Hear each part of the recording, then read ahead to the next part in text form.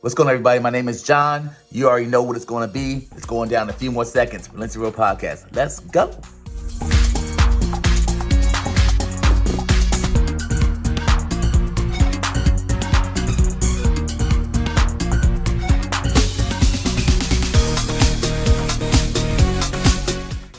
What's up, fam? It's your boy Dr. Mike, and it's almost that time to get real, raw, and relatable. Looking forward to talking to y'all soon. Peace.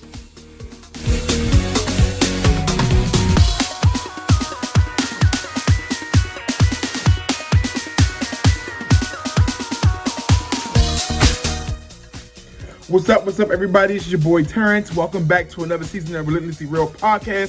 So excited to have you all back. We got a lot of great stuff. Check us out.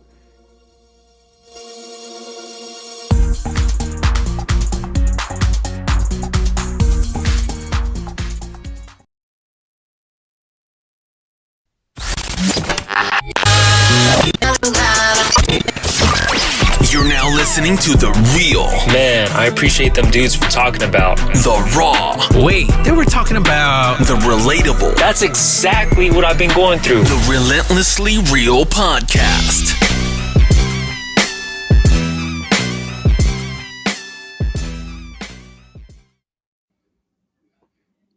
What up? Yo. What up? Welcome to the Relentlessly Real Podcast, where we discuss real, raw, and relatable topics.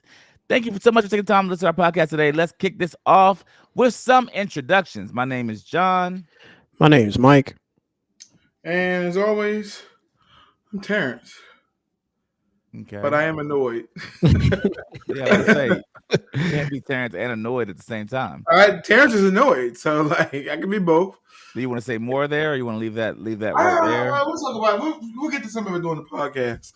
Okay. I'm just Okay. the more and more I just watch stuff that goes on in our world, the more I'm just like, yo, like Earth is ghetto. I'm just like, I'm ready to leave. Legit. Yeah. If I had the money and they started, we were gonna start a new world, like a life on a new planet. Sign me up. I'm good. I'm game. A new planet. Yeah, I'm out. You hopping on the ship, huh? I'm hopping. You should just do the Jeff Bezos. Ain't he taking trips? Listen, somebody want to sponsor me. Talk to Mike. Yeah. If only I had that type of money. Yeah, right. You can identify as you had it. That's all that matters anyway. So. Oh, so this is how you feel. That's how you go on. That okay. Yeah. So today's question of the day is kind of not happy, I guess. I don't know. It's more reflective is what I should really say. So Okay. I've the basic premise is someone once told me the definition of hell is on your last day on earth, the person you could have become will meet the person you became. All right. So just think of that. I'll say it one more time. Someone once told me the definition of hell on your last day on earth that is the person you could have become will meet the person you became. And so here's my question of the day for today. The question is, if you died tomorrow, would you be proud of who you became? I know it's weighty. I'm sorry. Yeah, what the heck, man? Right. I never said it wasn't gonna be so. What are we doing? I mean, sometimes the questions should be weightier, it should be heavier. You know. I bet not die tomorrow, John. I mean, if you do, then this will go viral. But I'm hoping that will not be the case. But yeah, if you were unalive tomorrow, would you be proud of who you became? That's the question of the day today. I will be proud of how far I've come as a person, right? Mm-hmm. Knowing that I still got certain flaws that I'm working through today. Stuff that I aspire to like be better in tomorrow and even like a year from now. It's just like, yo, like I am setting things up now so I could be a better person a year from now. So like if I was to die tomorrow, it's like, all right, yeah, I think I did pretty good, but it's like, yo, I had so much more to do. Mm-hmm. Yeah. So yes, I would be proud. All right, what'd you say, T? I think aspects. Hmm. You know, who I am at my. See, it's tricky because I'm not trying to quote movies, but I think one of the best lines, and Mike is going to know the reference. Like I love is like it's not who you are underneath, but it's what you do that defines you. Yeah. And it comes from the Dark Knight saga. And I I was about to say it and was Dark Knight. yeah. It's Oh, easy. I oh, legit did not know. I'm lying right now. I used what you said and just act like I knew all. Go ahead. like movies resonate with me, and quotes like that resonate with me because it was a constant reminder. Like it doesn't matter who you are underneath. Yeah. At the end of the day, if you're not living out your core beliefs, then you are only a sum of your what you do. And so I think aspects of it, yeah. Um, especially like who I am, like as my core. I think part of it does manifest itself. I think there's other parts that's not. You land a You know? plane. So what are you? Can you just say some things that you are proud of? That way I can kind of So, get an idea of what you're saying. I think I am extremely proud of my life as an educator. Okay. I think that is the one aspect that I have given, like I have given it to the fullest. Yeah. Like as much as I think I wanted to be like go into acting and wanted to be like, you know what I'm saying? Wait, Like I what? wanted to people who knew me know me. That's why I like movies so much. We talked about this before. I was a theater major. Not that you want to be an actor. I don't. Yeah, I know was a that. theater. When I first got I was a theater major. I remember you saying something like that briefly in the podcast episode one time. Yeah. I really wanted to like go into acting. I really, really did, and I felt like so. Looking at your question, if myself, if who I was supposed to, whatever I thought was, and that person was an actor, he would look at you dumb. Like, you would have made millions. You would have made millions because that boy good. You know what I'm saying? And so Jam said, Jam, you. Somebody better believe in me. Thank you, Jam. Like, what did he say? He said you can still do it. That's right. Okay. That's just okay. Calm down. Yeah, educator. Calm down. I know. I've given that my fullest, but I think outside of that, and then like I will die on my hill as a father.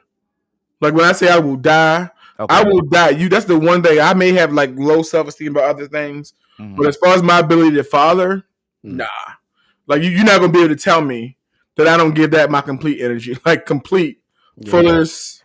You know what I'm saying? I had a conversation with somebody about that a while ago. I don't mean to cut you off, but that whole like, he has a baby mama. You know what I'm saying? And they're not together, but she'll do certain things to kind of like, antagonize him or like just provoke him, right? And one of the things was I think she called him like a bad dad or something like that because some situation happened where he was traveling or whatever the case, and she thought he was traveling with another woman. That wasn't even the case. He was traveling for work. It was something crazy. And she was like, yeah, you're a bad dad and this, that, and the third. And he was like, what? And he just like, he went off. Yeah, man. And I get it. I get like being passionate about like, 110%. You give 110% towards your kid, right? And for somebody to call you out on that, like you take that very seriously. But I think that whole like understanding where you are and knowing completely like who you are as a father. Yeah. That way nobody else can tell you different. I mean, that doesn't mean like, nobody can give you advice on how to do for sure. I mean, you'll make mistakes. It's like, like nobody can tell me that I'm not there for my kid. Like, even if they try to paint this picture, like, nah, I know I'm good. I think the bad dad critique is tough though, because and I say it in a multi-layered way because it's so subjective. Right. Yeah. It's really subjective as to like what your upbringing was versus what your current situation is. Yeah. You could view it being, oh, you're a good dad or not that. So like for instance, for me, I'm very serious. I'm a very serious. I know I joke a lot on the podcast, but my home life, I'm very serious. And I know that can sometimes feel like I'm I don't know, like a heavy weighted person, I guess, like in terms of like personality, because I'll often be the jovial person when I'm out. but I literally have to make myself be fun and funny at home. You know, it's kind of crazy Mhm. because I'm very, very like Yeah, outgoing you're childish. It's crazy. Yeah, I'm go do ahead. something No, childish. That's yeah, crazy. that's right. That's a crazy word for you to use in the middle of this podcast, but but I'll let you say that. But yeah, I mean, joking. I will say this: I'm legit learning, and I mean, I didn't even think we were going to say this. I'm legit learning how to laugh and joke with my daughters, and I guess to a further point, like I was cooking before we got on the podcast today, Mhm. and you know, my daughter, my oldest daughter loves music, and she's like really big into anybody, but she likes like Christian rap right now. And somehow we started getting on Ty. You guys, anybody that knows me loves me, knows I love Ty Tribbett. Yeah. And she actually had heard about a Ty song outside of me, and I was like, oh my god, like this is the happiest day of my life. And and basically we turned on the music and we just all just danced. You know, my wife wasn't here, but it was just my daughters and I, and I just never remember doing that with my dad because I don't think that was a thing, you know. And I'm trying to learn how to be what I maybe didn't see, and not that my dad was a bad dad. It just was I just didn't see that in my Yeah. house, and trying to Mhm. lighten a space was. And I see Terrence do it too on social media. Like he'll joke with the kids and have on social media, and not at all a slight to him because I'm like. A part of me was like, as I'm doing, it's like, oh, I should document this because this is like what we do now, right? Mhm. And then you got to almost like shut that part of you off. Like, what are you doing? Like, there was a world where you just did things you didn't have to like Yeah, prove to the world. You know what I mean? So Yeah. it was just a whole. I had a bunch of thoughts about it, but basic premise was I want to be a better dad for my daughters that can laugh joyfully and hilariously, and at the same time add a sense of like discipline and respect as well. It's so funny to the jump because it's so funny because I like, for me, the one thing that I will post is right now freely is my kids. Yeah. And the reason why is for me, it's for memory purposes. Okay. I'm not a big like camera. Yeah. Like I'm just not. Yeah. But I hate when Facebook from on this date you went out with such and such. Yeah. Don't be reminding me of people who I went out with 18 years ago. Right. I don't need you like I don't need you. You don't want those memories? I don't need those memories. But I do love it when something pops up. I'm like, oh shoot. Yeah. I remember when I took the kids here. Yeah. Oh, I'm glad I posted this. Like, oh Yeah, shoot. yeah. And like and I'll get it from Google, I'll get it from Facebook. Yeah. You know, Yeah, like that's true. That's a good I'm point. like, so that's the only caveat or the reason why I do Yeah. not mind posting things, you know. And even so you said it, John, I am sometimes still like, is it gonna be seen as I'm trying to brag? Like, you know what I'm saying? Yeah. It sucks that you have to be in that spot. Like, yeah, it's a weird space. I'm not trying to like, you know what I'm saying? I'm like, I'm not trying I think that goes back to what I was saying earlier about like how, you know, my friend, he ended up getting mad because somebody called him a bad dad, knowing that he wasn't a bad dad. Mhm. Like, there's a certain part of us that wants, I guess, not necessarily wants approval, but is conscious of like For sure. what people think of us, right? Mm. And I think we talked about this on another podcast episode where it's like, you know, how much do we give? Like, how much seeking validation. to give validation, how much of that do we give to other people, right? That level of like responsibility and weight over our lives. But it gets to a point where it's just like, yo, it ain't even about them. You know what I'm saying? Like you say, this is about the memories that you're trying to build for you and your kids. Y'all could talk about this 20 years from now and be able to go back to those same pictures and videos and say, hey, this is a thing that happened and it helped shape their childhood, you know? So But to that point too, to your point, Mike, actually, it's actually good. As Terrence is talking, it's been beneficial to me because I've been able to see. It's good to see other dads be dads, so you know that you're a good dad, or that you know that you're on the right track of being a good dad. Because sometimes, like, you know, you get lost in the whole father role. You get lost in the dad role, like. You just do dad-like things, like, you know, just like mow the lawn and, you know, take out the trash, doing all the dad role things. And you just kind of forget. You forget to laugh. I mean, you truly. I think our biggest, I don't know, like as men, it's hard because you're trying to be everything you're supposed to become, and you forget to laugh. And I think that's what I like about it when I see that other people can do it and do it so effortlessly on social media. It reminds me, John, smile. John, laugh. Like you got to literally turn that. I do have to literally turn that part of my brain on to like actively do it with my kids, and not especially because I'm like I'm the more disciplinarian in our house, Mm. and not to say she don't do it, but I'm you know, I care about it more because I think that's just how I was wired when I was growing up. And Yeah. so I don't like a lot of like, you know, if I say do something, do it yesterday or the day before yesterday. Like, but if you move it too slow, I'm gonna have like that's how I was raised, and you're gonna get okay, you need to move a little faster, right? To do whatever it Yeah. was. And so I'm often that person, but I'm truly breathing in life and trying to say, okay, John, slow down. Like really slow down, feel the rhythm of life, know that it's not always promised to you the next day or the next moment, and try to, you know, experience this time with your kids, because you may not know, you know, to the point of the question, when that last moment might be, not to be morbid in any kind of way. Jamal said, do y'all watch Belief in Fatherhood? Yeah, I've never seen it. I've never No, seen I'm it. Is not it spelled familiar. that way? Is it Beleaf? I've never seen that.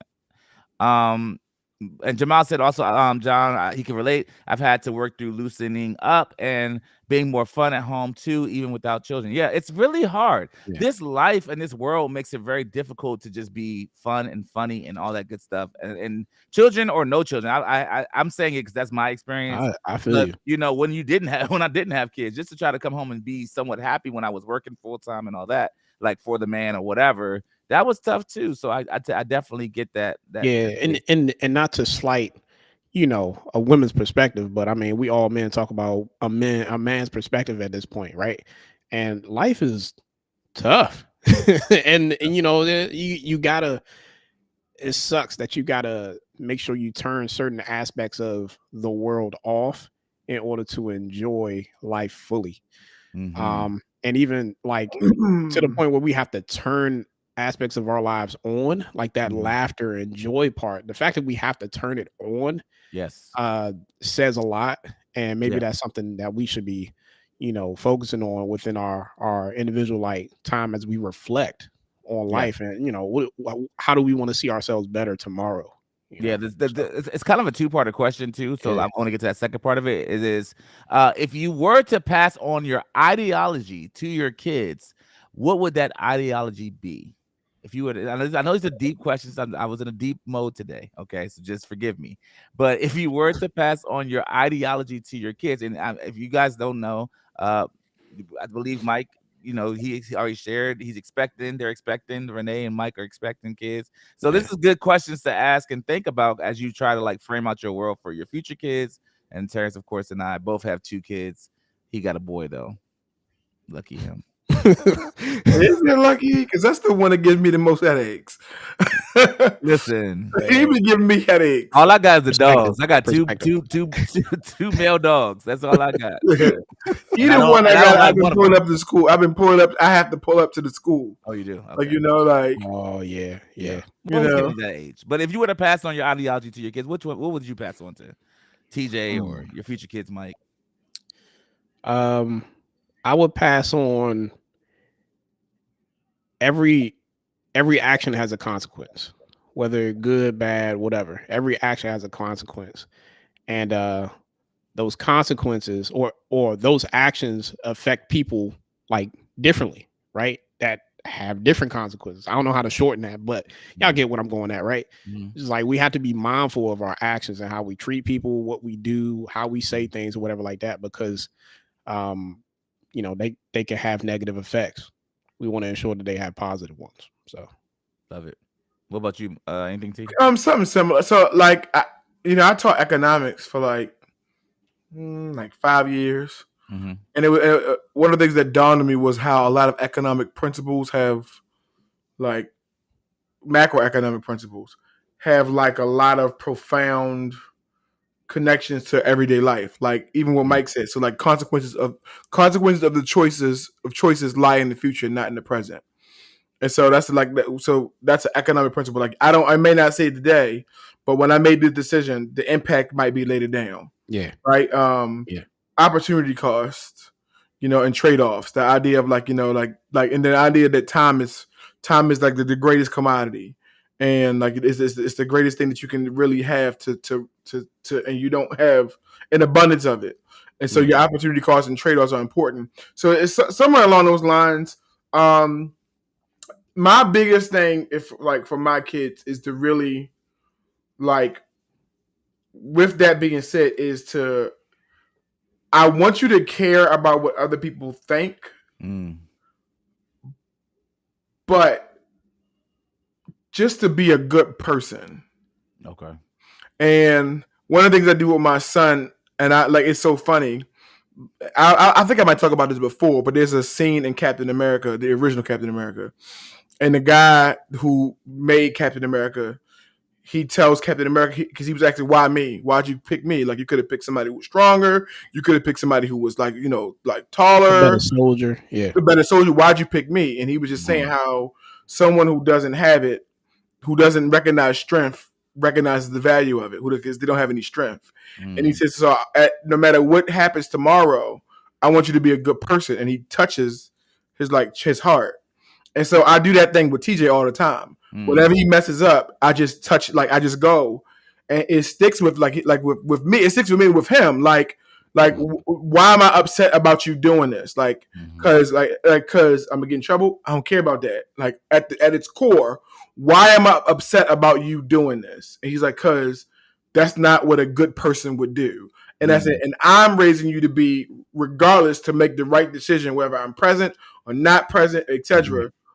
You have to be a good person, because no matter how much money you got, no matter how much money you don't have, people will gravitate towards you, and you can change more people when you are a good person. And so that's the lifelong thing I really want to impart on him. Or I'm hoping he remembers, what I'm saying, that I challenge him to be like, well, was that you being a good person? Or yeah, that person deserved it. But should you have done it? Stuff like that. Yeah. I like that a lot. That is good. Yeah. I like that a lot. I didn't think yours was gonna be good at all, Terrence. I'm not gonna let you really surprised. I'm just kidding. I'm just kidding. I was very surprised. I was very surprised at what you just said. It was profound. No, I think mine would be a leader. Be a leader. And the best leaders know how to serve. So be a leader, and the best leaders know how to serve. And I've been in a lot of spaces where I've had to lead, and I've had to learn a lot. I think the people that know me, especially from outside of the space, just in having to navigate those spaces, I've had to learn how what am I saying, how am I saying it, how do they receive what I said, even if I didn't mean it that way. It's just a lot. There's a lot of layers to being a leader and trying to wield people towards whatever your desired end result is, without being disrespectful or harmful to whatever they want and want and desire out of life as well. So it's been a lifelong journey, I think, of trying to figure that whole thing out, but I've definitely getting better with time. But I want my kids to learn how to be a leader, and best leaders know how to serve. So that was very profound. I know you don't have to even say it. All right, so listen, guys. Next up, we have The Earth is Ghetto. And listen, we always talk about traveling. Let's talk about this traveling situation right here, y'all. And this is the exact reason why I don't fly with Spirit. I don't care if it is aviation, airplane, tape, or nothing. The fact that you even have to take the plane together, and then you doing it while people are on the flight like we cannot see you. That's the reason right there that I will not fly with Spirit. Now, Southwest, I can do. But Spirit, no, sir. After a while, that's going to need a fresh new coat of tape. That tape going to lose that stickiness. You flying all around the world and you got tape holding it together? Baby, no. Don't even worry about it. I won't be booking with it. Yeah. So she said that while on the plane. At no point did she say never mind. At no point did she say the entire thing. I bet you she stayed on that flight. Yeah. Email on everything. Allowed that bird to get into the air. You hear me? I said, lady, stop videoing and run. Yeah, hold that together with duct tape. 3 layers of duct tape. Not duct tape, but I will say this, because as far as I'm concerned, Terrence, I don't care what you say. No. This was the first time, because I'm normally not as critical of because I've said this before. Out of all the airlines, I ain't heard about a Spirit airline crashing yet. Just my opinion, right? Just my opinion. You haven't heard. I haven't heard. Don't mean it didn't happen. No, I'm just saying. But I will say this. I will say, if I was in charge, I'm gonna at least have people get off the plane. If I'm gonna use that tape, Yeah. because I gotta be cognizant of what is the message might be sent if people on this plane. I don't care how much of a headache it would have gave you. Yeah. I need everybody to step off the plane real quick. We're doing some safety stuff. I'd have pulled that plane to the back. Yo, Leroy, go get that. Go get that joint and bang that hammer in. Terrence is screaming into the mic. Sir, stop screaming into the mic. I'm like, who does not? Who just waits for them to see every aspect? Listen, they told him, Leroy, you got 5 minutes to fix this plane because we leaving on time. Why y'all name him? How's he Leroy? I don't know. Leroy, because all Leroy's got duct tape, a screwdriver. It just should be like safety pin and some bubble gum. It should be a Leroy. All I'm saying is, would you do that? And in addition to that, Terrence and Mike, I have a question for you guys. How much would you have to be paid to do this right here? How much would they have to pay you? How much would they have to pay you? Wait, what is she doing? You'll see in a second. I just want to know, how much would they have to pay you for this? Just play with it. Just playing with it. Yeah. How much money would you how much money would be enough for you to say, I'll go in here with this tiger and let that tiger nip away at your arm? No. You'll live, but we're gonna just let him grab a hold. Is she familiar with this? Oh, she's like a regular stranger. I don't know. She looks nervous. The way he just nubbed on her Every single time she try to get away, he's like, I don't know if he knows it, Terrence. How do you know? He knows Terrence? Her. How do you know, Terrence? He knows her. How do you know if he knows her? He's too comfortable. I'm asking you a very specific question. Tiger has to know. How much money I told you would you need to get wealthy, along with a tiger? I've told this to the people who know me. If I ever become extremely wealthy, the first thing I'm buying is a baby lion or a baby tiger. I really want one. I really do. I don't care. Did you see that as a baby just now? That was a baby for you? I'm just so the thing is, if as you raise it, it will just eat you. It will just eat you. That's exactly what. Did it eat her? Not there, but we don't know. Oh, please. What is that SpongeBob joke? Moments later, and that lady gone. 10 seconds later. All you see is a white shirt and blue jeans. Hey, yo, so what was very disrespectful about that though, he straight grabbed her love handle though. That's what I'm saying. See that? Like, get over here, girl. Come here. Where you going? They look friendly. It cracked me up. Okay, so Terrence, I'm asking y'all, how much would they need to pay you? Because you saying you're good with it. Is that what you're saying? If you was to offer me a couple $100,000, $300,000, $400,000, I probably would get in there and pet the tiger. A couple of $100,000? That you just said? 300,000 or 400,000? Do I gotta sign a waiver? Because if I gotta sign a waiver, that means there's something up. It needs to be 3 times as much as my AD&D insurance. Like I need. That's a good point. You're right. I might be in the millions. Good. You feel me? I'm like, why are you so lowball? I want to make. Listen, I want to make that kind of money just to throw you in there with a tiger and watch that whole thing go down. Good. It's a good. I feel like so. Because here's the thing. I think the reason why I lowball is because part of me would love to like pet a tiger or a lion. So I'm already like I'm already like, you know, I'm already right there. Now I'm not ready to risk it all. Yeah. Yeah, so, but this is one life. It's just this one life. Listen, just make sure you kiss your kids before you before you hop on a plane. Some people will pet. What would be your famous last word, Terrence? What's your famous last words? Hey, watch this. No, T gonna be like, God, T, you know T how T is. Yeah, watch this. you know. What in the world? You know T like to show off and be like, yo, you guys know the history about the tiger. And I think he was like, he be about to say something. That tiger been an Asian arm. Really, it's not really a Mandarin tiger. It's really like tigers actually don't really eat humans. And next thing you know, he's gone. God. Anyway, that was actually really more funny good. than I thought it would be. So you guys, I don't know if you guys know or aware, but Don Lemon is out. As of what was that? When was that? That was 2 days ago.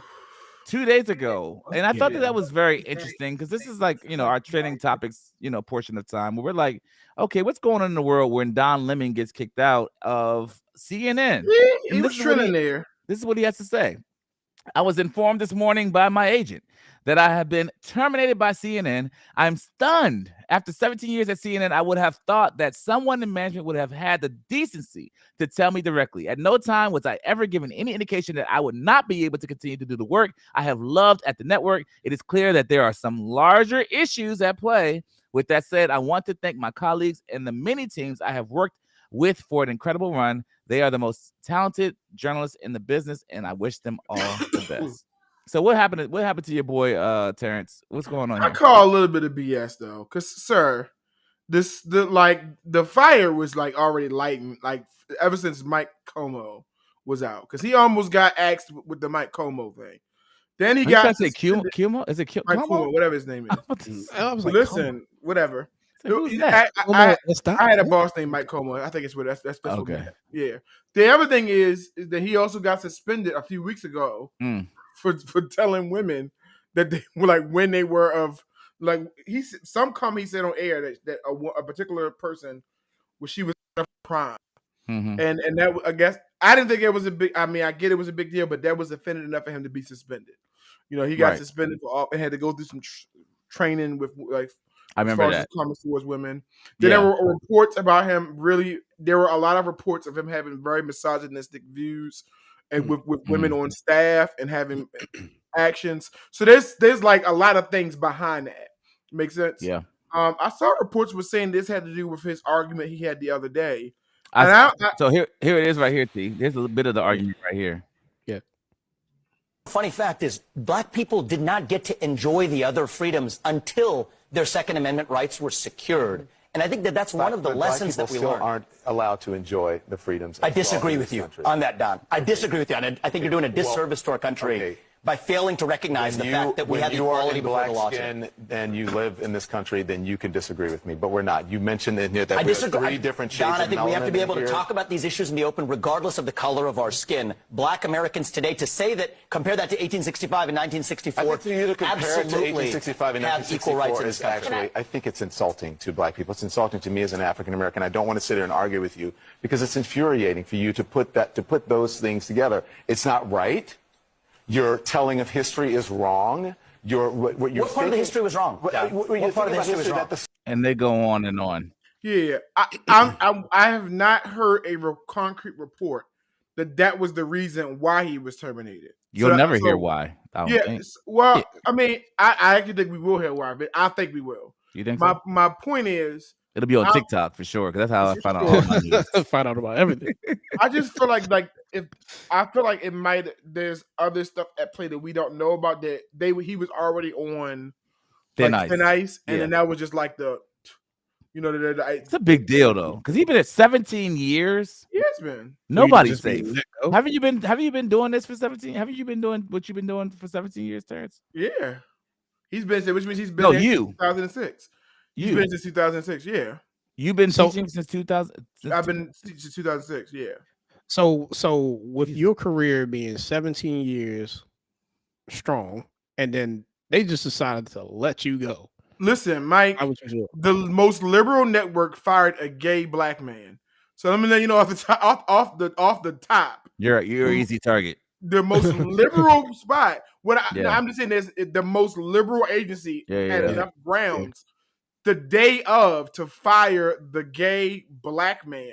Yeah, with seniority on that network. That means, you know what I'm saying? Like, anybody can. Yeah. I wonder what his next thing would be too, because that's how I was thinking. He's gonna have a job. He's gonna have Mike. Was it Cuomo? Am I saying it wrong? Cuomo. He has a job. He got a job like within like a couple of months. Yeah. Don Lemon will have a job. But at CNN, I mean, he was more of a. To me, he had a bigger presence. I thought than for sure. But he's still. I hate quoting movies. You've he's been doing still it the at a whole show. place. I do, because I just love Captain America. It's still made by somebody with an agenda. So CNN still has an agenda. And so regardless of how much he wants to do his job, when you're that invested in a machine that has an agenda, you are still a puppet. And so sometimes it actually might be to his benefit that if he's able to make a living really pursuing his passions, he already has the name recognition. So people will now pay him. Yeah. You know what I'm saying? People You will already now got the pay him. connects. Yeah, for sure. Like, Absolutely. One other thing I want to hit before we hit in the main topic. Michelle Obama, I don't know if you guys saw, she had a post that she was speaking about marriage. I don't know if did you see it? Did you guys see I it? saw it a while ago. Okay. No, I don't know. haven't seen it. I hadn't seen it, but here it is right here. I'm gonna know if you guys agree or disagree. Let me restart that one right there. Okay, so it's okay, there we go. Marriage. And in this day and age, marriage is more about the dress and the dresses, and the proposal and the honeymoon and all the stuff around it. And young people aren't ready for the real of marriage. So I think, once again, it's incumbent upon us, people who have had successful marriages, to be really honest about the fact that making a commitment to be with someone means you compromise, and compromise ain't always fun. Yeah. And don't add kids into the mix, because they really mess up your life. Well, let's talk about kids, because people. All right. So that I thought it was more profound than that, but yeah. Essentially, we've heard that before. We've said that before. You know how complicated marriages are, and I do kind of agree that people don't realize how difficult marriage is. But I actually feel like, I think I've said this before, I feel like TikTok and Instagram and Facebook, the like sharing of information has been more readily available to people. So I think that they actually do have a clearer understanding of marriage than previous iterations of people before social media existed. I mean, do y'all disagree? So I would say they have the entire thing is oversaturated, right? They not only have a clearer picture of what marriage looks like, but they also have I guess the muddied waters of the people that are in entertainment and what marriage is supposed to look like from that perspective. Right. So you literally you might have a lot of like meat on the bones, but there's still a lot of bones to pick through. You get what I'm saying? So yeah, I agree, but I also disagree. Got you. We'll say you, T, before we get in the main topic. I feel like they you have the warning label. Okay. You I have like the these warning. analogies. You make sense? Come on, Bishop. Like, yes, you got the warning. Don't smoke cigarettes. Uh-huh. You know, yet because you know they cause cancer. Uh-huh. Yet young people still, well, let me just take one puff. You know, don't do crack cocaine, because it can be very addictive. Yet young people will still like the warning label. It's helps some. It will help some. You know, like, but it won't save all. So I just feel like although they have the warning, some stuff you really won't know until you know. That's true. Like, you know, like no That's matter true. how much you you know. I agree with that. And then the other thing is, I hear when it is interesting that coming from Michelle Obama, who is, 40s, 50s, 60s, whatever it is, right? Yeah. Somebody who was I think 25, 30. late 50s, 60s. Yeah. Remember, you talked a while ago. The biggest impact to a young person will be somebody in their own community. Right. Somebody that's also young saying, listen, I'm 2 years in, and I'm telling you right now. It makes sense. This ain't it. This, and then having somebody who's 10 years in, like, but you don't think Michelle Obama? I think that rule is true, except for people of the stature of like a Michelle Obama, who, people may have voted for and or believe in and be like, oh my God, she's my shero or whatever. I think that kind of is more impactful. As a general rule, I agree with you. As a general rule, I agree with you. Like, age bracket matters.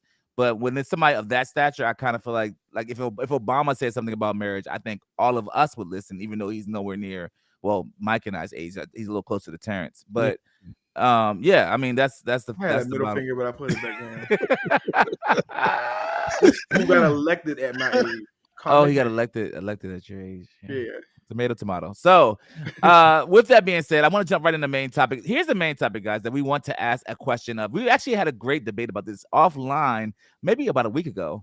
And we want to raise the question here to kind of see what the thoughts are, because, we love to talk about stuff that we're all dealing with right now. I mean, in life and in culture. So, if men make more money than their significant other, their spouse, their partner, whatever, do they get more respect from their significant other because they make more money?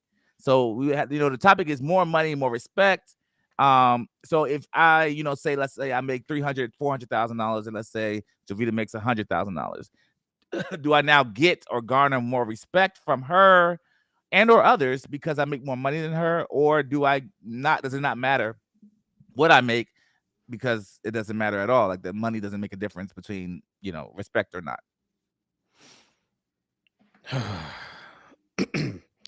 So, yeah, that breath and so. Are you okay, Mike? I'm trying to figure out how to answer the question. So, I honestly, I do believe that, and here's why.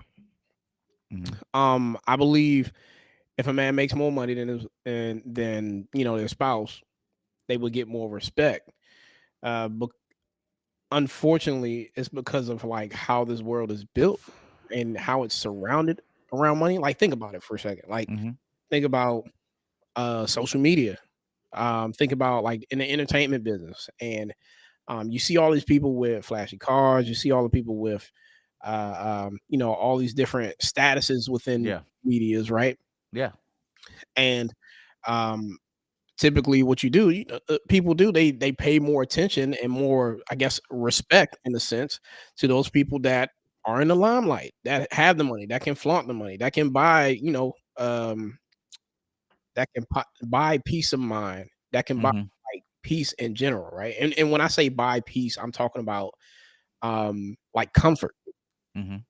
So even when it comes down to people or like in a situation where you have man and women and they're in a relationship together, and I think we've had people on the show talk about like living a soft life, right? Yes. When they be like, yeah, I will enjoy I would love to live the soft life. Yes. And it's like, because they want to be catered to, they want to be taken care of, they want that peace of mind, they want that peace, that comfort that comes with that.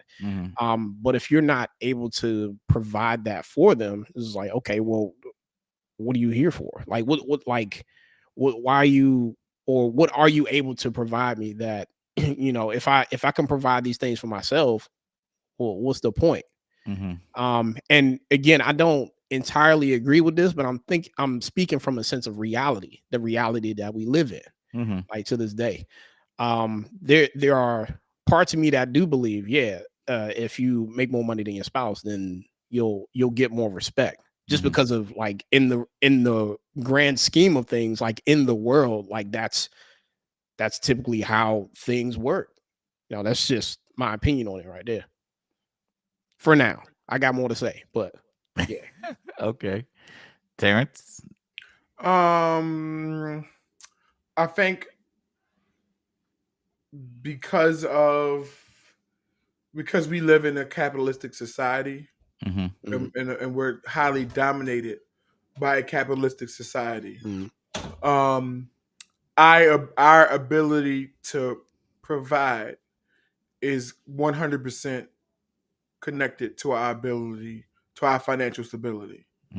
So I think the issue is about respect comes from my ability to provide, which is why I think by default, if I make more money, I'm able to provide more. So I understand why a woman would then be more inclined to respect me more.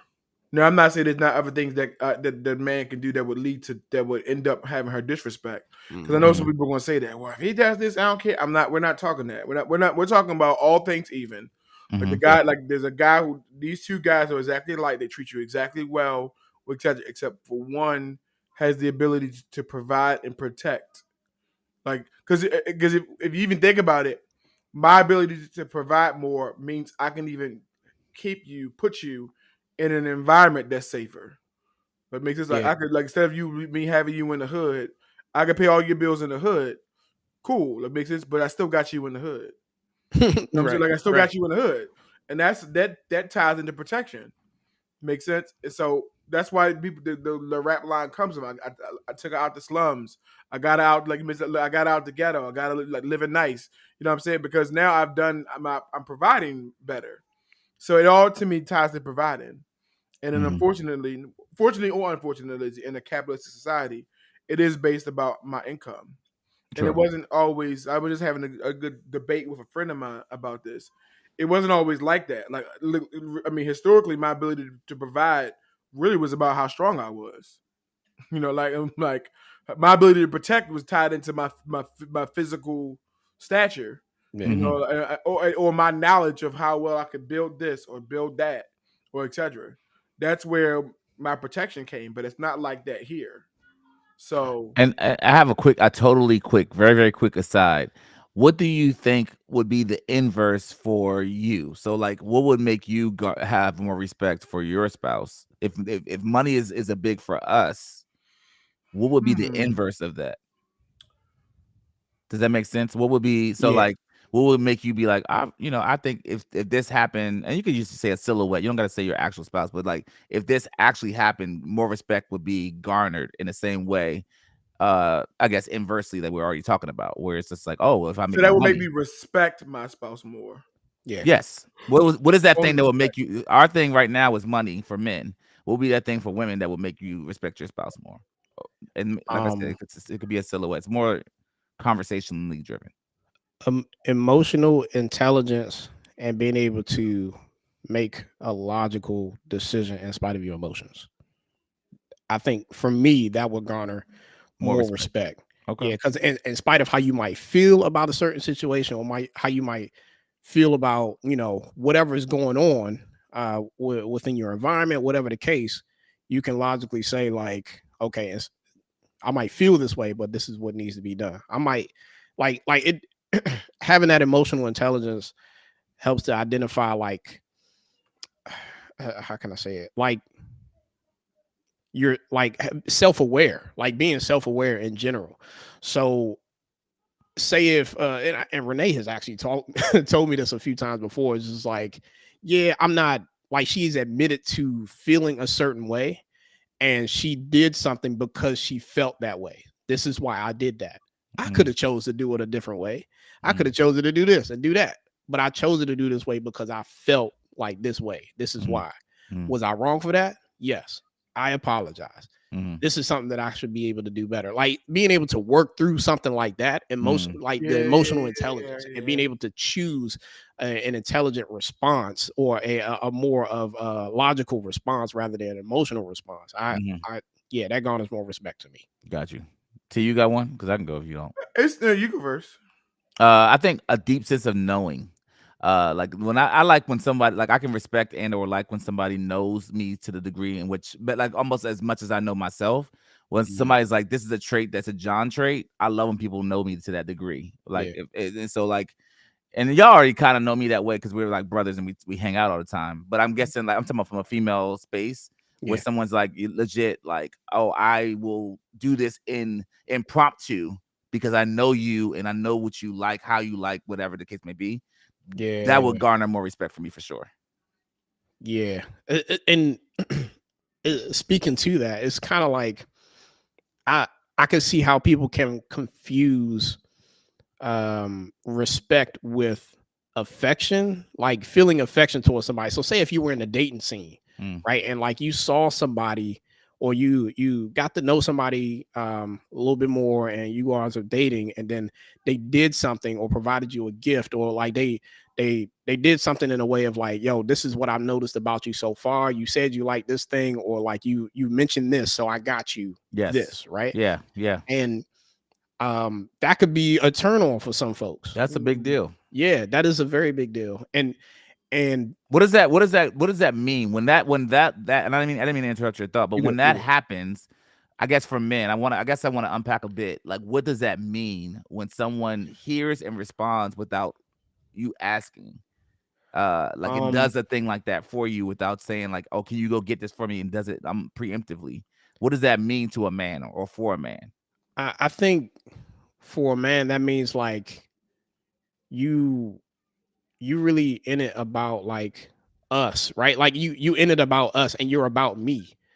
Because if you was in it and just about you and what I can provide to you, what I can give to you, it would show. But the fact that you took the time and effort to like really think through that and pay attention, like that means you for me. Yes. I think you said it the right way, Mike. Yeah. T, did you have? I'm sorry. I didn't even, go ahead, Mike. My bad. So to kind of finish up what I was saying before about like we mix that whole respect thing up with like affection, because that's typically things that we look for within relationships, right? Even if people don't know that that's what they're looking for, when they find that thing out, it's like, yo, like that was very meaningful. And that might not always be something that says, oh, this person is for me. Or like this person is like somebody that I can be in a romantic relationship with. We got friends, like we're friends here that like do stuff for each other like that, right? So it's not just about your spouse, it's about like finding people that's like for you. I think that would garner respect on any level if like for me, if somebody was paying attention enough to me to be able to do those things without me like asking, or like without me like putting it plain on a piece of paper. You paid enough attention to me to say, hey, this is what I think you would like. I was thinking about you. Here you go. And it's like, yo, I think that's a blanket respect that you get for anybody, not just your spouse, but just anybody in a relationship. Yeah. T, you had anything? Are you good? So I mean, I actually had a question. Like, how do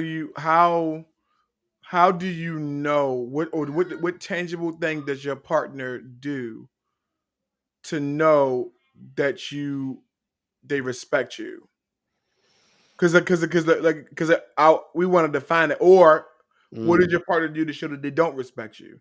And I'm not saying right now. What not saying in real terms. What could a partner have do in general to show you they respect you or not respect you? Like, because to me, I can only navigate that conversation about what I would want my partner to do, by understanding how do I see disrespect occurring. Or when I don't feel respected. Like, it makes sense. And I feel like I'm just very clear. Like, don't talk to me like a child. Like, that is like when I can't generalize and say that all men are like that, but please do not talk to me the same way you talk to the kids. Like it's at that point. It's like I don't care. I don't care if I make $7 an hour. Like, I just don't care. Like, yo, you not $7 a week. Yeah. Like, you not talk to Oliver, me like which is my mom, doesn't talk to me like that no more. Yeah. So I just be damned. Yeah. And I remember seeing like like this lady on Instagram. She was talking about how as a woman you can make the same request and one of it can be seen as disrespect. And if you just change up how you said it. What's her name? Ayana Fix My Life? Was it her? It wasn't her. It was it was a younger She did that too. She did. So she was just like you mad that he did something you didn't agree with him doing that. And you just come like why would you do that? That's just so stupid. Like, I don't understand why you would do that. But it's the same thing. Hey, can we talk real quick? Like, Yeah. when you I was a little uncomfortable when you did that. And I don't know what made like that one change. Yeah. And tone and all of that, right? So talk to me like we on the same level and not like I'm beneath you. Yeah. Because here's the thing, because watch this, and this is the reason why I stand by that. And people can fight me if I'm wrong. I feel like it's common knowledge, or it will be widely unacceptable for a man to scream at his woman in public. If as a man, if I'm yelling and demeaning my wife in public or private, it's almost during a dating scene, it's a red flag. During a marriage scene, it's maybe it's time for her to exit. Like, I'm raising my voice, I'm talking down to her, I'm like yelling at her, demeaning her in front of other people, or etc. It's almost an immediate, girl, you don't deserve that, girl. You like immediate. Yeah. But I feel like it's not looked the same way, vice versa. It's almost excused. Oh well, she was just really upset, or she was just. Or they'll be like, oh, well, what did he do to make her like go off like Yeah, that? like Yeah. she's just really passionate, and I'm like, nah, she disrespectful. Like I've never like, seen that. I can't lie. I've never seen that happen, so I can't really speak to that. Like, I can't speak to a woman ever yelling at a man publicly, but I You have ain't seen a never seen like man. a woman going off on her boyfriend, like going off and like. I'm just saying I've never seen it. I'm just Yeah. saying. Oh, I've seen John said he doesn't live in Baltimore, so he wouldn't. Well, he lives in This DC. no. This time I listen. Thank you, Mike, for being the one to say it because I didn't even say it this time. But listen, I will say this real quick. Yo, they had a 14-year-old that was on a spree robbing people for 5 hours in DC like 2 days ago. And when I saw that post, I was like, I'm not sending this to Terrence because I will I'm ready. will eat crud before I send this to Terrence. All right, listen, y'all know my thoughts about DC and Baltimore. You already like, but to your point, T, I'm guilty. I will say I have a problem. My anger is an issue. Like, I have anger issues. I definitely do. Yeah. Where it's like, sometimes I get, and I've had to like legit be like, all right, John, you gotta like, you gotta chill. you gotta bring it down, bro, because you about to lose. Like, you know what I mean? But I guess to your point, I haven't seen it publicly happen, and I wouldn't necessarily use that as a barometer either, because the public is getting weird now, and everything is like nothing is measured, or nothing is like, everything's acceptable and everything's okay, and it's kind of getting weird now on social media and in public, period.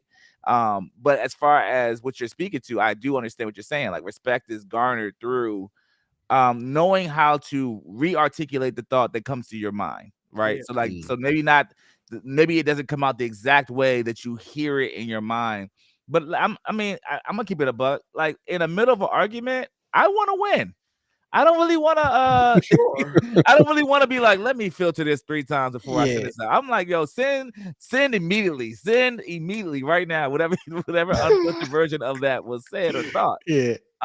So I think when we're talking about respect, that at least for the women to men, that idea of kind of knowing a man, a knowingness of a man is important. And I actually think you're kind of whatever T's saying, his point, he's kind of connecting to mine, because he's really saying knowing not to articulate something that's disrespectful.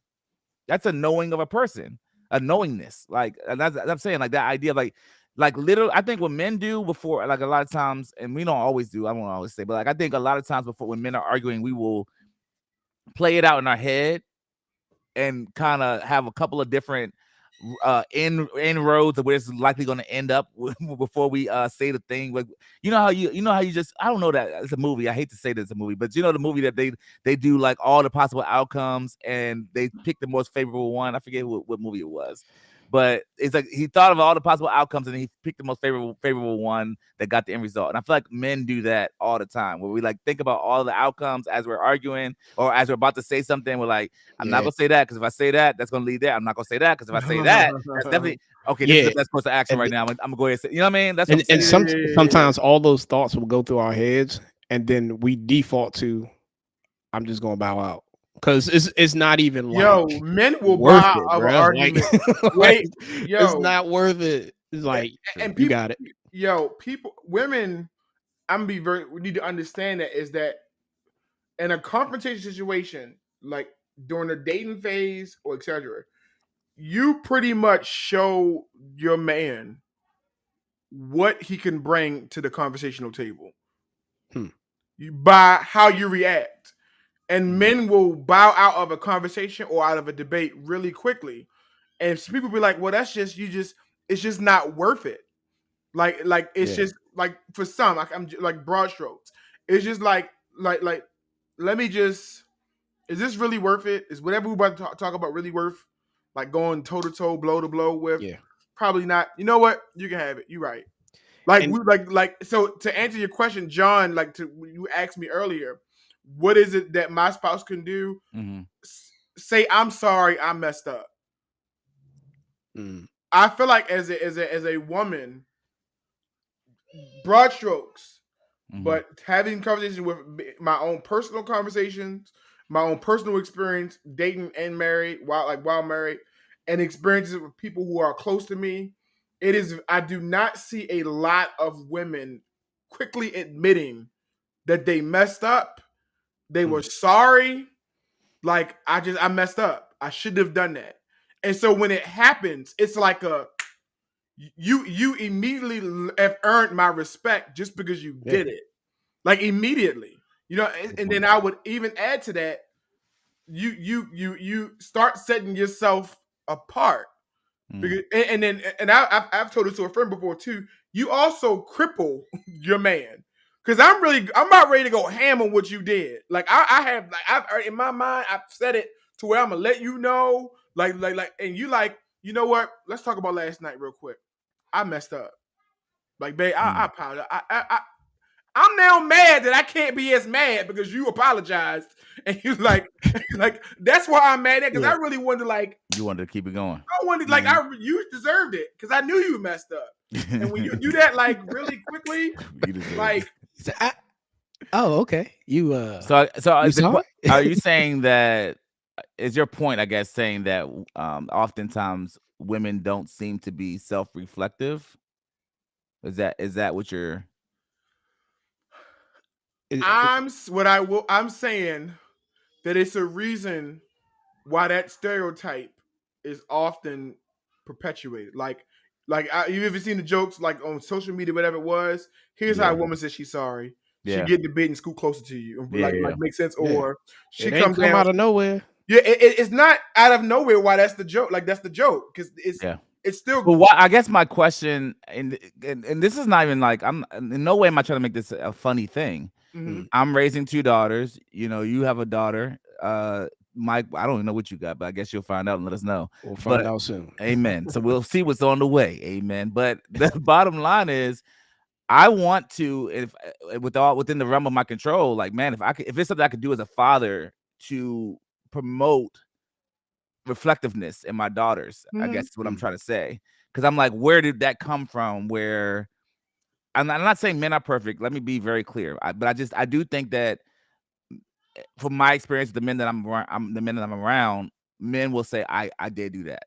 I do own that. I do suck at this. And that will happen more frequently from my experience personally than what I've seen in social media and, often in spaces. So I'm just saying, what do you think where do you think the root of that is, that women do have a hard time? I don't think it's self-reflection though, because I think deep down inside, I think she knows she was wrong. They know. They know. So that's what I'm asking you. If it's not self-reflection, I just think why do you think I think Freeman said, it's hard to admit when we're wrong from experience that comes with growth. I think it might be something that happens I think it might be something that happens when a woman is younger, and as they get and again, I'm not a woman, but you sure? Okay, I'm sorry. That was too easy. In 2023, you could be right now. With me, listen. What do you identify? No, just go ahead. Just go ahead and keep moving. I just feel I just feel and it just also could be from their experience. It could be, because I ain't gonna lie, like men be messing up. We might even the men probably mess up more than women. I'm not talking about that. We're not debating that. That's a whole nother debate. I just agree with John. I think it's it's in many cases, in my experience, and it could be my circle of men that I hang around. Because even with each other, we're quicker to admit. You make sense. Yo, dang, yeah, you're right. My bag. I did do that. I jacked up, and it's okay. Move on. I feel like sometimes maybe it's an area where the admitting that I'm sorry means I've disappointed you, I failed you, and I want you to look at me in high regards. So I don't want to ever be wrong in front of you. So therefore, I'm not going. I don't know where I don't know the root of it. Yeah, the root, because it just realized everybody messes up. It's okay. You know what I'm saying? Whatever it is. So I would imagine sometimes, and this is not for every woman, but I would imagine that comes from someone that has lived a life where they've done everything right. So imagine being promoting, not promoting, but being excellent in academics, in your work field, in your family, you're seen as like this golden child. You know what I'm saying? Like those things kind of add up. So when your flaws are pointed out, it's like, nah, it's uncomfortable because it hasn't been happening, and that's a really good point, Mike. Because I think I think in my own personal life, like I've been told what my flaws are, and I think more to the point, even outside from my dad and my family life, I'm talking about just being a musician. A part of that hill or that road is like you are often told where you're wrong frequently and repeatedly. Like it's actually a part of like a lot of the getting better in it is like, oh, you suck at this, you suck at that, you suck at that, and you hear it often. So it just kind of helps, but it helps you become better because you now know where the problem areas are. And I'm using that as a reference because I think that made me a little bit more susceptible to saying, oh, okay, I'm wrong. Now, I still believe I do have a good amount of pride inside of me that I have to still deal with. But even saying those words out loud is a recognition that I think a lot of times won't happen in other spaces for women sometimes. Like you got to be able to just say that.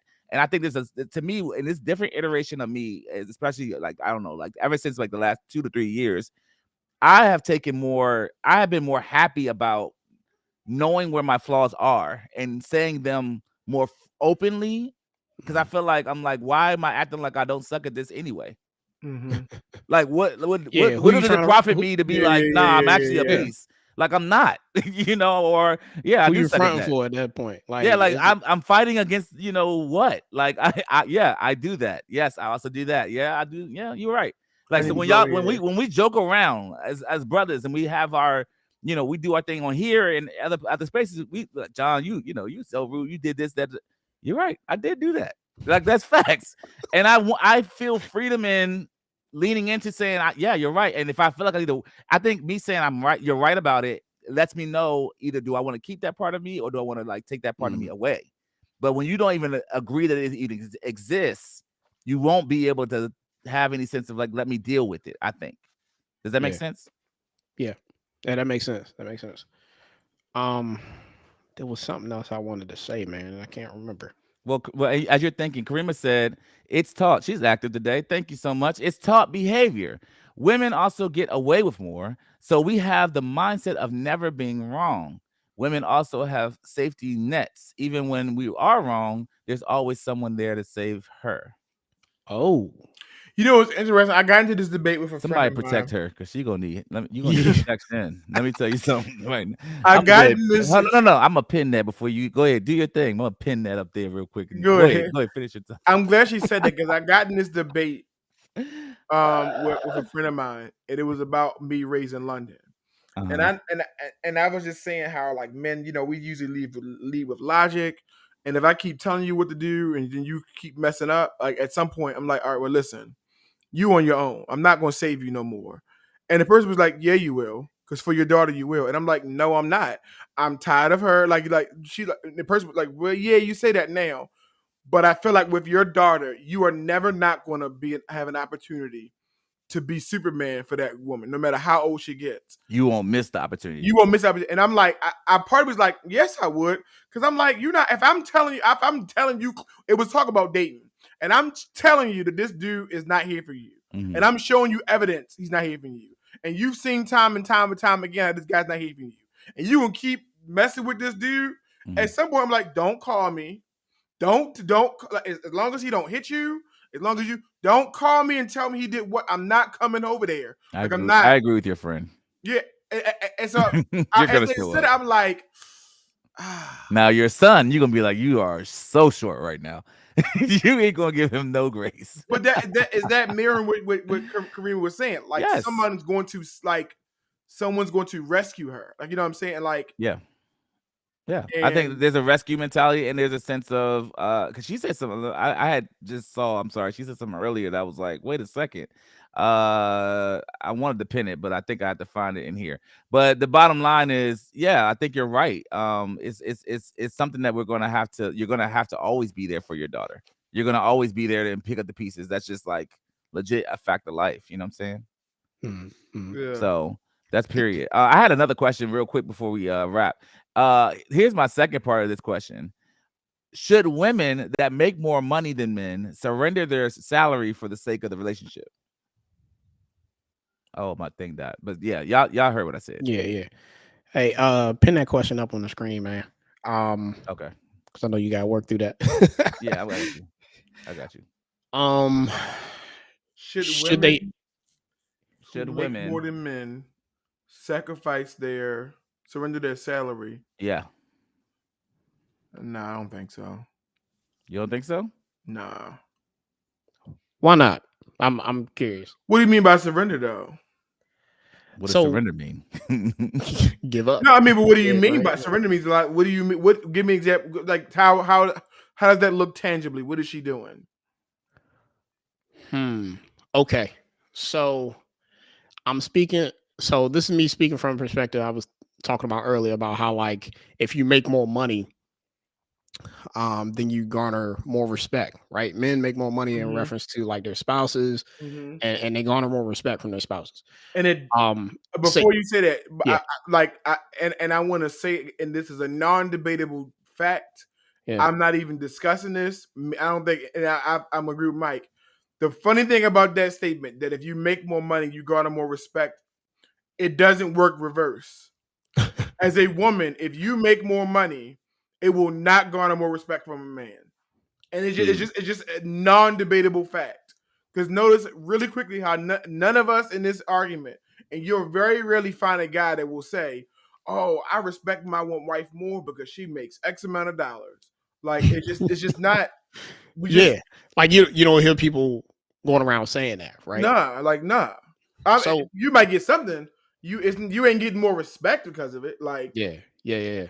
So like kind of going back to that statement, right? Like if so I was bringing this up earlier because that's just kind of like the reality of it, right? Especially like what you were talking about, Terrence. Like you don't hear the opposite happening. You don't hear people saying, "Oh yeah, because my wife makes more money than me, I have more respect for her, or I do this and I do that." And you just don't hear that.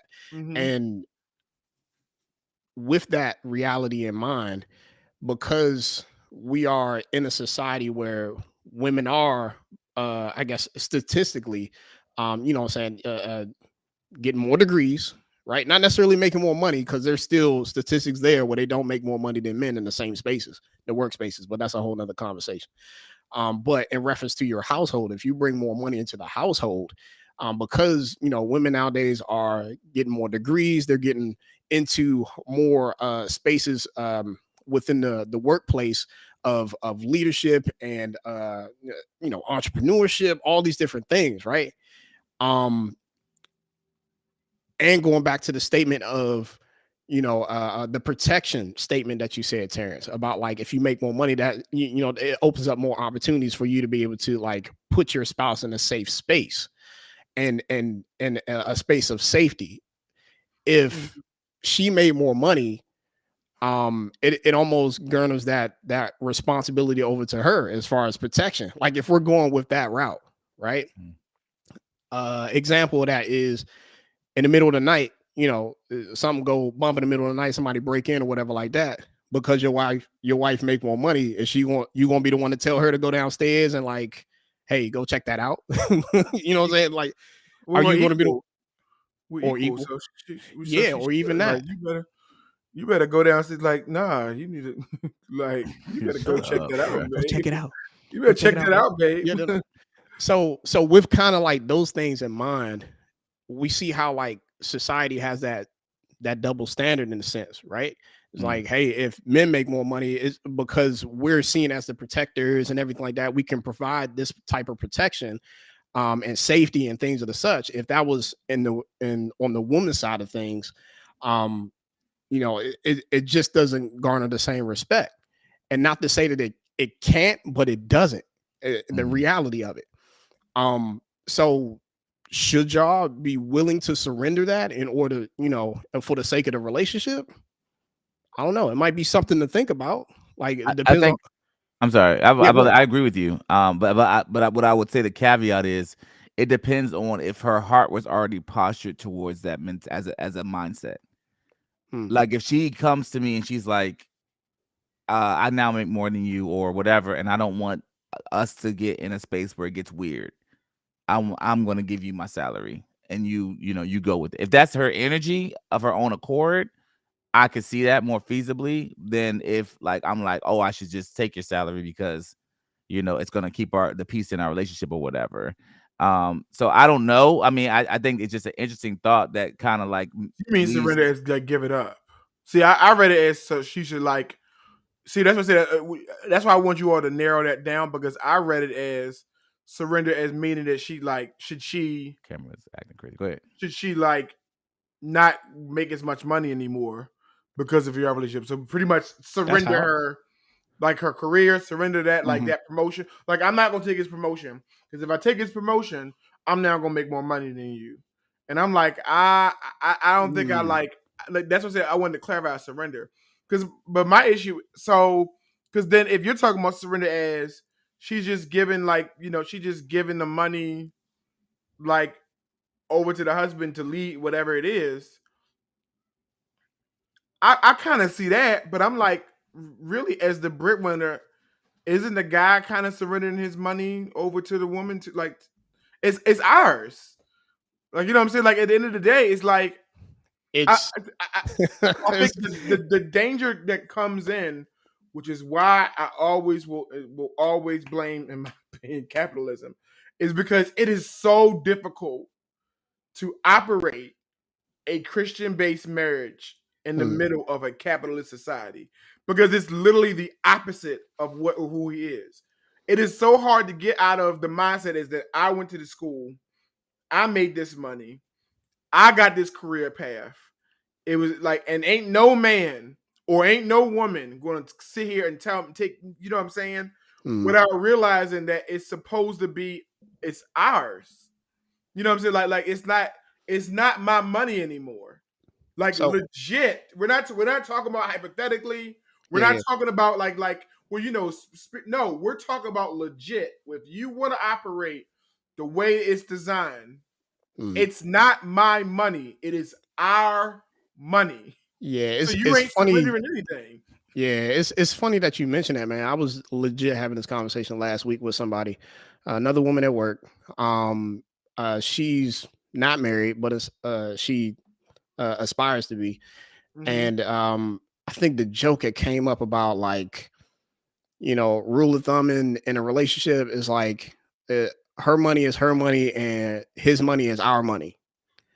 And I was just like, I mean, if you choose for it to be that way and it becomes our money because there's a choice. And she was trying to say that like men don't have a choice in the matter. Like men don't have a choice regardless of how much money you bring to the table. What'd you say? No, I agree. Yeah. So like I was just trying to present her with the option of, hey, it's all a choice on how you want to conduct your relationship. Whoever you're in a relationship with. If you say that, hey, you got your separate pot of money, I got my separate pot of money, and then whatever we decide to bring our monies together on, then we can do that. And whatever we decide to pay separately on, we can do that too. But if you expect to have a healthy relationship in the realm of like finances, it needs to be our money across the board, regardless of who like does the financial management or not. Because I can honestly say, yeah, I might bring more money into the house, but Renee's the financial manager, right? And I allow her to be that because she's better at it than I am. Absolutely. And in reference to more time on our hands to be able to like deal with it, like, and then even when it's times where we like come together to go over finances, is one thing to even when like scripture talks about like I'm not even sure what scripture talks about it. Anyway, women being like managers of their household, right? She takes that very seriously as far as like managing her household in reference to like finances is one aspect. But in reference to vision for the household, and as a man being, the head of the household and vision for the household, vision for our finances, there are times when we meet up and I'm like, hey, I kind of see us going in this direction. What about this? What about that? And we incorporate that vision within her financial management for our family. Right. So, go ahead.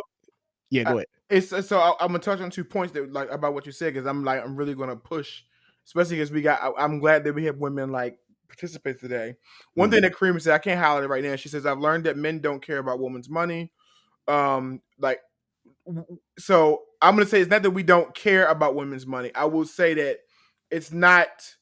It is not in our hierarchy of things of importance. Like attractiveness, respect, and femininity and nurturing. Yes, literally, those will go all above your salary, like legit off the top. So it's not that I do not want you to have a high salary, but it's if I had to if is does your high salary sacrifice those other things? And I think that's where the question comes in. And just this all and playing devil's advocate or playing like the role of I'm pushing the envelope tonight.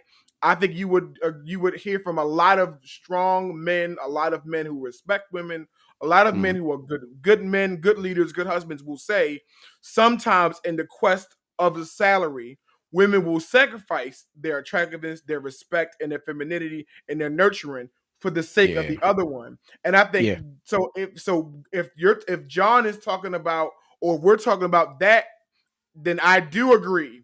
If you are going to set as a woman, if you are going to sacrifice your effort in your appearance, your ability to respect your partner, your ability to stay in your feminine energy, and your ability to be a nurturer, which what I think you were designed to be, in the sake of your salary,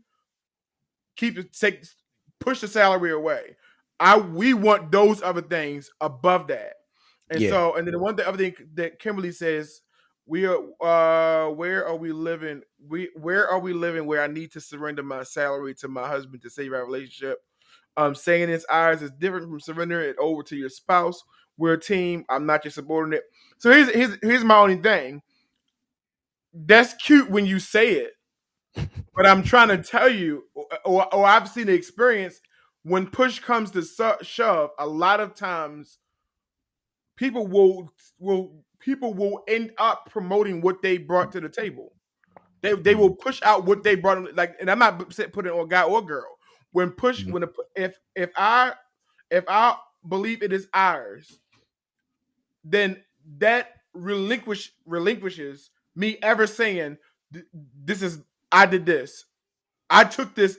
Like when you really live in it's ours. It's a we. What I think, and I agree with you, Terrence, in the sense that are we really gonna act like we don't all be tracking what we do versus Can I finish my sentence? Dang, Terrence. Yeah, we did.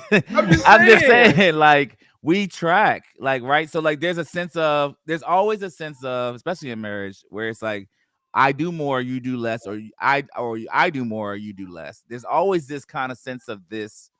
I think that, like, whether it's like a good thing or not a good thing, I think it always is kind of happening in the background. Like when it comes, especially when kids are involved, it kind of heightens whatever that scenario might be. Yeah. So to your point, it's like we always like there's always a sense, especially with kids, when the kids are in play, it's like the mothers are will feel like I'm more of a parent than the father is. Yeah. There's definitely a sense of that. And I don't think anyone here is going to argue, not just here, the three of us, but like legit, no one's going to argue that that's legit. A lot of people's thoughts processes. I don't think, because that is true. I mean, I think to a lot of degree, the women do take bigger responsibility than the man does. But I just think at the same time, we have to always say like, yo, there's a sense of surrendering. It could be a sense of surrendering in this world of giving over your salary if you believed in that. I'm gonna push Kim a little bit. Does your husband, like, if she don't have the answer, she don't want to. Does your husband make more? She said, actually, my husband does it, and I hate it, and we build our life together. And I was gonna follow up. Well, does your husband make more?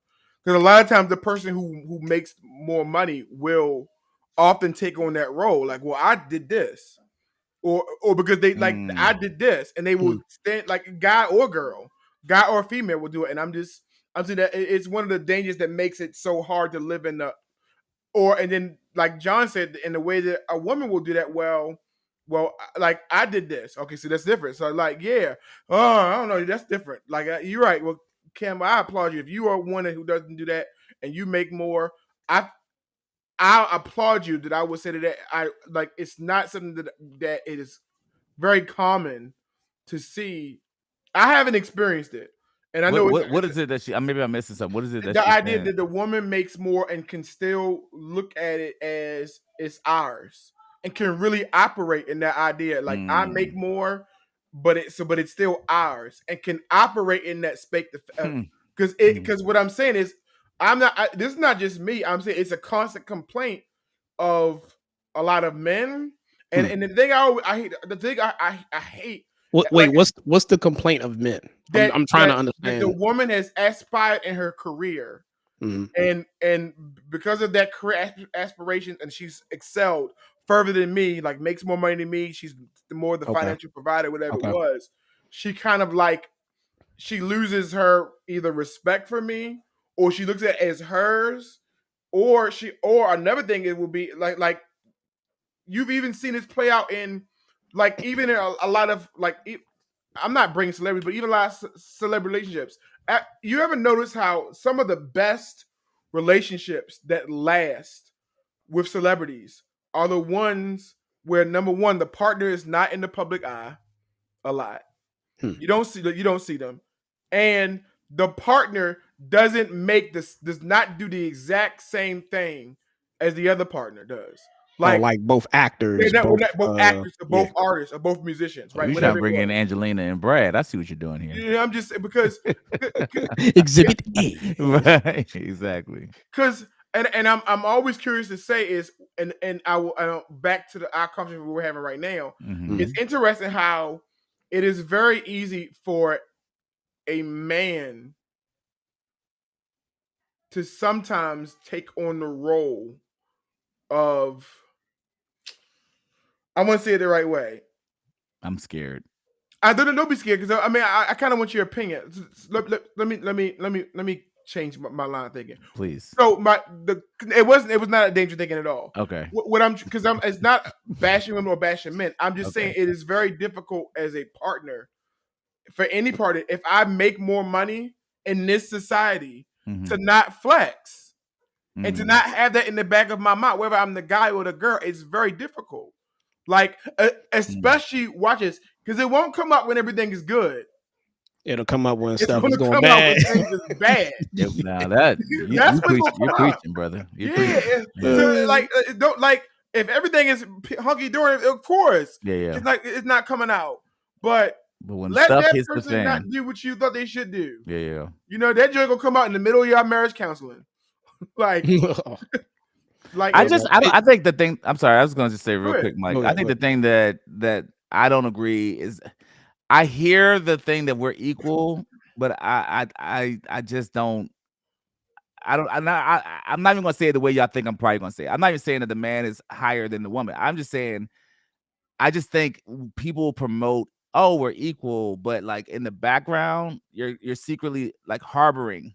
Yeah. Like, oh no, but I did this though. Like, you're kind of big up in yourself in this other area. So I don't know if I really agree. Like I hear that we're equal thing argument. I hear it all the time because like church and stuff, right? But like I'm just saying, like I don't see that flushed out, I guess, a lot in marriages. I don't see that. I think that's a tricky line to kind of walk in reference to trying to be humble enough to say, yeah, we like as a team, like we do this thing together and we're equal, versus having a sense of pride in what you've accomplished, having a sense of pride of like, for instance, like as a man, like being a protector of the household, right? Like there's a sense of pride that comes with that. Like if you like if you're doing a good job type thing, and therefore somebody to say, oh, well, you're not doing a good job in this area, but I'm like, yo, I know I'm doing good here though. You know what I'm saying? Like, so it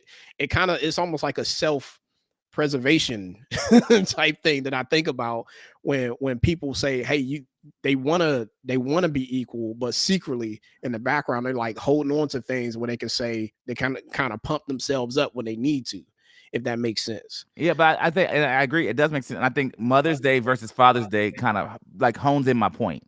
Mother's Day, you're gonna see like everything possible that they could do for mothers. Every restaurant's gonna be closed.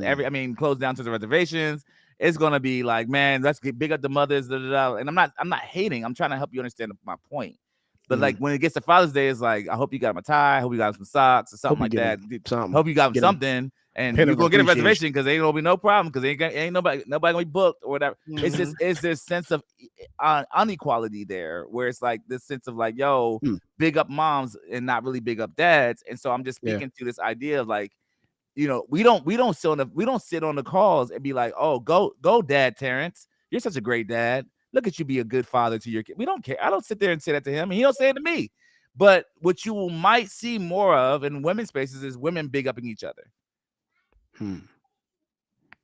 Okay. Which you might see more of. You're like, oh, look at her. Like, she's such a good mother. She's you know, you don't really hear that, you know, and I'm not trying to, like, this is not really a man against woman thing. It's just a thought, right? Like, I would also say, but playing devil's advocate, I would also say being a good mother is almost expected, while showing up as a father is almost not, which is why sometimes showing up as a father is highlighted, even amongst women. Let me give you an example. Like a woman pushing her kids in the market, grocery store with her kid by herself, there's nobody cheering. There's nobody celebrating that. Like, she's just doing what she's supposed to do. Let you go be in that market, John, with your two daughters. I've done he's it. being a good dad. I've done it, and all the people are like, "Oh my god!" Watch this. Let me give you a true story. and I'm bringing this up because I meant to talk about this on the podcast like weeks ago. Okay. I'm taking my kids to the movies with my last. Now it's my last, like literally my last, right? Taking my kids to the movies, and I'm like, all right, bought the tickets. We're going to the movies. You know, we ain't going to matinee. We going in prime time, so we going in the evening, right? And so I took them to the gas station because I wasn't buying them $5 candy in that movie theater. No, we're gonna get this candy in this gas station, like whatever it was. We're gonna stuff it in London's backpack. Yeah, old school, right? Terrible. The lady saw, so TJ walked in, he held the door for the lady. He's like, I got it for you. She said, oh, thank you. He said, no problem, ma'am. And then she saw me, hey, London, we're like get whatever you want. I got you, like whatever, like talk with the kid. And she says, this is amazing. And I'm like, I'm sorry. She's like it's here. I'm giving you $20 and spend it on the kids. She gave me $20 out of her pocket for doing something that I just do all the time. Now I took that $20. Of course, I should have. Yeah, because the Lord knew you needed it. I needed it, right? But and they paid for their popcorn, whatever it was. But it just dawned on me. I'm like, I don't think that happens for women. But I agree with you. But the other side of that coin is, although you may show up as a good father to the public, a good father at home is never reached. There's an ending list of a good father. I was gonna go further, John. I was gonna go further. I was gonna say, like, although, I listen, respect to Kim because she's like to my side. She probably not gonna to my side right now because I also feel like the only reason why that was celebrated is because media and like John said, and celebration from even in the home or television, whatever it is, doesn't think that is a norm. Right. And so that's the reason why it's more celebrated, because we have this idea that men out here ain't raising their kids. Yeah. So when you see it, it's like, oh, we gotta covet it. Right. We gotta grab it. It would be the equivalent of you seeing a black person. Oh, look at that black boy. He graduated from high school. He got a degree. Right. Look at it. Like that ain't happening It's every rare. day. Right. Like it's rare. And it's not rare. But to somebody who might be white and don't really interact with anybody, like makes moves. That's like, oh wow, like, you know, you sound really good. You put your words together really nicely. Oh, this is by yourself. Yes, like there's so many biases that are out here. Yeah. About dads and kids, where it's like I'm not purposely trying to break down that stereotype. I'm doing what I thought. It's a statement that I say to John and Mike all the time. I do not think I should be rewarded for doing what I'm supposed to do. However, what I hate is that when someone removes the gratitude, as if like like two things can be true. Like I'm just doing what I'm supposed to do as a father. raising my kids, providing for them, buying them stuff, whatever it is. Cool. There's no special, like, I think somebody, I can't think of the guy that somebody, there was a sports anchor who talked about it. Ryan Clark talked about it in a sports event. He's like, as a father, it's not reciprocal. It's not a reciprocal relationship. Like I don't get I don't need a thank you from you for doing what I'm supposed to do. On the other hand, what you do not get to do is devalue what I did, though. Yeah. And a lot of times that's what occurs. You don't get to say I didn't provide. You don't get to say that I wasn't there for you. Gotcha. You don't got to reward me. But a lot of times people want to take the credit, take it away. Yeah. And I think that's when the harm comes in. You know, and bring it back to our conversation. I think it's the same thing even in your relationship with your partner. Like, on one hand, if your man is providing, or if your woman is bringing home like money, whatever it was, well, I don't think she should be like, it should be like, oh my gosh, she's just doing this amazing thing. I get that, but what you should not do is like devalue it.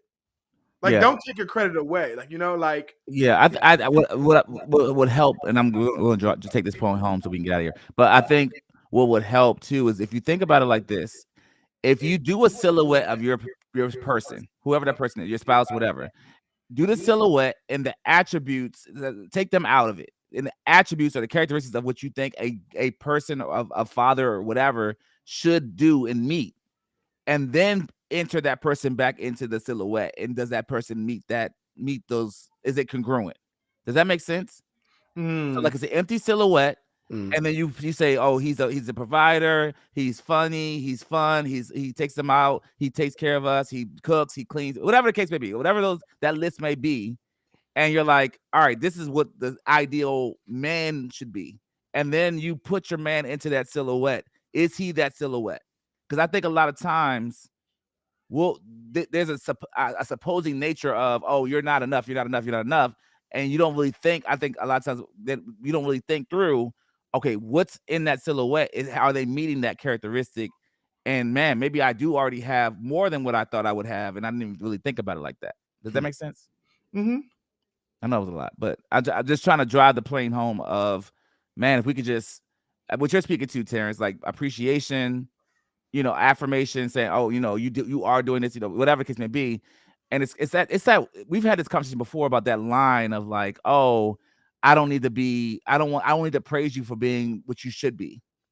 And I'm like, that's a very dangerous road too. So I would even venture to say it's very hard. So, I mean, I'm going to even almost counter everything I said. Honestly, like, and I will plug, first of all, rest in peace to Andy Stanley's father. I can't think his name, Pastor Stanley, who died. I think he died this week. Pastor Stanley. I can't think of his. Is it Charlie? Charles Stanley. Yeah. He died this week. But Andy Stanley talks about this. I love Andy Stanley.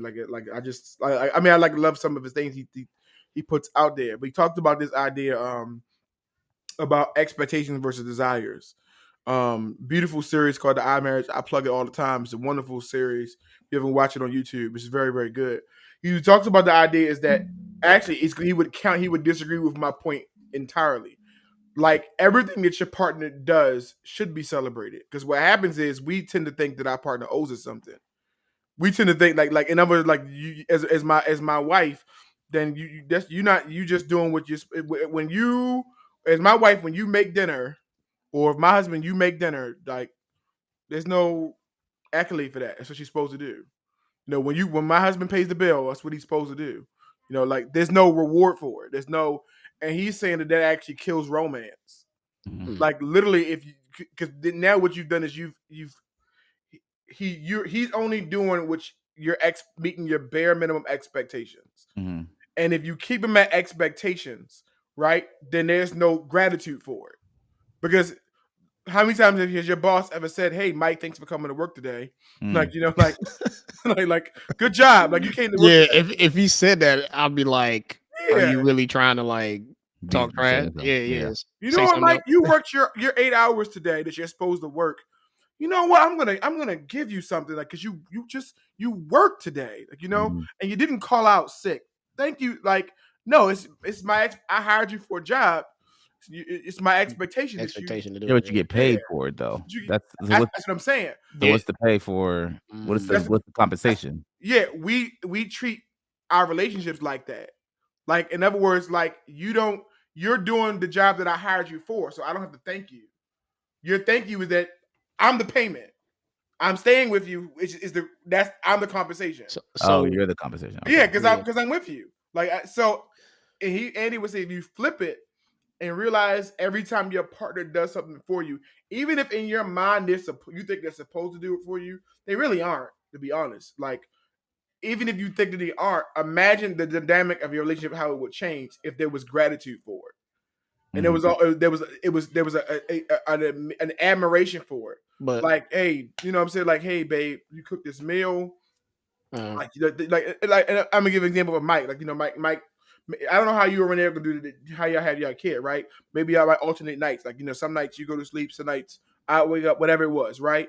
That's crazy to even think about that we got to alternate nights. But go ahead. I'm just telling you, I don't know how people do it. I'm just saying, suppose you get an alternation, and then but Renee came home and it's her night to watch the kids. But she also said, hey, you know what, Mike, I stopped past. I got your favorite food on my way home. They had a sit, like whatever it was. I know you really like this. I got this, and so we can eat this dinner, and then I'm gonna go take the kid. And you like, yo, you didn't really have to do that. Yeah, you know what I'm saying? Like, you know what?